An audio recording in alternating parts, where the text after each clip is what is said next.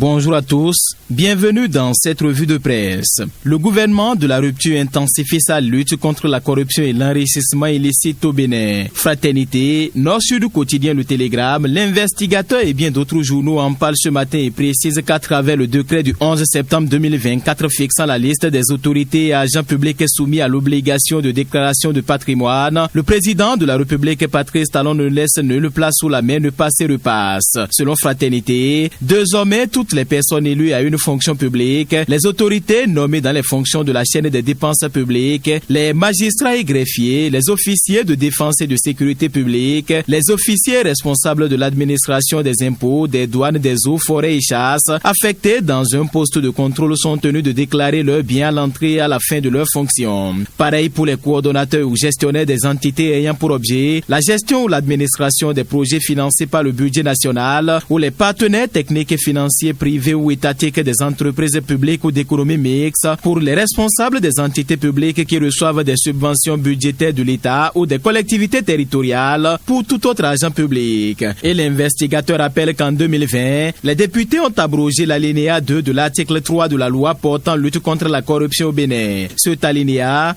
obligeait les parlementaires, le président de la République, les délégués, les maires et autres chefs de quartier, de ville ou de village à déclarer leur patrimoine à la Chambre des comptes de la Cour suprême à la prise et à la fin de leur fonction. Cette mesure n'est rien d'autre qu'une transparence totale et en principe personne ne peut y échapper, conclut Fraternité. Dans la suite de cette revue, Matin Libre s'intéresse à l'affaire tentative de coup d'État au Bénin et se demande si la ligne rouge a été finalement franchie dans l'amitié de longue date entre Talon et Olivier Bokor. Alors que les signes coureurs d'une rupture totale ont été constatés ces derniers jours entre les amis intimes Patrice Talon et Olivier Bokor, les deux ont montré à l'opinion qu'ils pouvaient surmonter leur brouille. L'opinion a jusqu'ici eu droit à ce qu'il convient d'appeler paix des braves entre les deux hommes, fait remarquer Matin Libre qui précise que seulement c'est sans compter sur cette nébuleuse affaire de tentative de coup d'État dont est accusé Olivier Bokor sur Patrice Talon qui devrait ainsi caillasser ce record en amitié. Et avec cette rocambolesque affaire de coup d'État dans laquelle Olivier Bokor et Oswald Khomeki sont arrêtés car considérés comme des principaux commanditaires, plus de doute fait savoir le journal qui précise que la confiance ne pourra plus être renouvelée entre les deux partenaires d'affaires de sitôt. Cette fois-ci, tout semble visiblement finir pour cette amitié au regard de la lutte des frais présentés par le procureur de la Cour de répression des infractions économiques et du terrorisme Criette. Et à ce stade, faut-il encore croire que les deux amis et complices pourraient se remémorer leur passé teinté de fidélité et de solidité, se demande le journal qui conclut qu'il serait difficile de le croire. La ligne rouge, autrefois crainte, semble finalement se dessiner, conclut la publication. Et toujours parlant de cette tentative de coup d'État, le matinal Le Potentiel, L'Informateur, L'Investigateur et bien d'autres journaux précisent que l'UP, le Renouveau, le Bloc républicain, l'UDBN et tous les autres partis soutenant l'action du gouvernement ont condamné cet acte.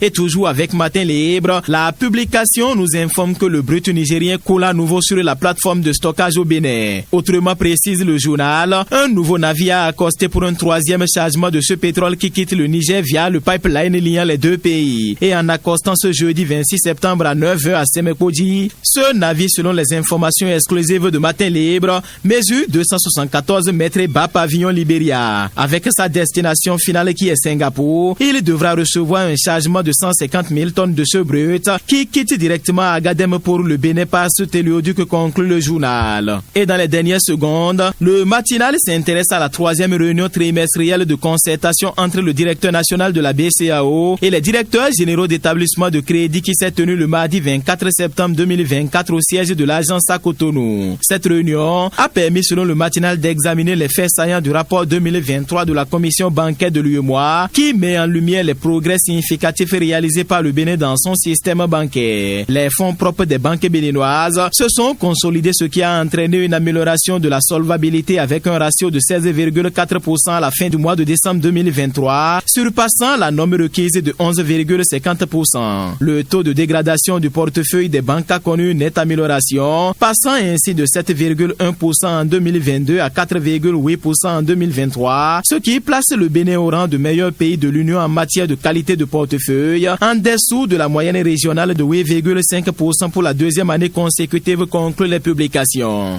Fin de cette revue. Merci de m'avoir suivi.